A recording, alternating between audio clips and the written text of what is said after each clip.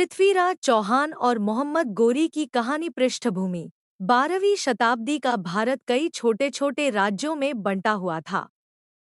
पृथ्वीराज चौहान अजमेर और दिल्ली के शक्तिशाली शासक थे, जो अपने साहस और वीरता के लिए प्रसिद्ध थे। दूसरी ओर मोहम्मद गोरी, गजनी का सुल्तान, भारत के उत्तर पश्चिमी क्षेत्रों पर कब्जा करना चाहता था। पहला युद्ध, तराइन का प्रथम युद्ध 1191 ईस्वी।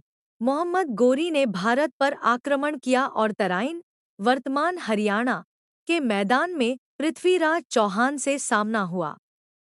पृथ्वीराज के पास राजपूत योद्धाओं की एक बड़ी सेना थी। युद्ध के दौरान राजपूतों ने अद्वितीय साहस दिखाया और गोरी की सेना को परास्त कर दिया। मोहम्मद गोरी को युद्ध के मैदान से भागना पड़ा। पृथ्वीराज ने गोरी को बंदी बनाया, लेकिन क्षमाशीलता दिखाते हुए उसे रिहा कर दिया। दूसरा युद्ध, तराइन का द्वितीय युद्ध 1192 ईस्वी। रिहा होने के बाद मोहम्मद गोरी ने कसम खाई कि वह भारत पर दोबारा आक्रमण करेगा। अगले वर्ष उसने पहले से अधिक शक्तिशाली सेना के साथ हमला किया।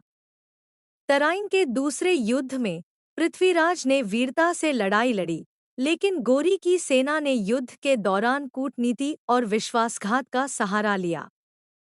पृथ्वीराज को बंदी बना लिया गया। पृथ्वीराज चौहान की वीरता का अंत कहा जाता है कि मोहम्मद गोरी ने पृथ्वीराज की आंखें फोड़ दी, लेकिन उनकी युद्धकला और साहस को समाप्त नहीं कर पाया। एक लोककथा के अनुसार पृथ्वीराज के कवि और मित्र चंद बरदाई ने गोरी को मारने के लिए एक योजना बनाई। चंद बरदाई ने गोरी से पृथ्वीराज की धनुर्विद्या को परखने के लिए कहा।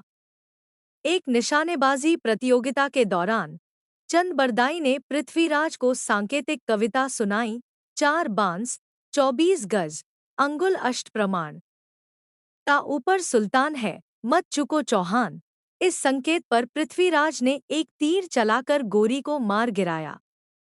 हालांकि इसके बाद पृथ्वीराज ने भी अपने जीवन का बलिदान दे दिया।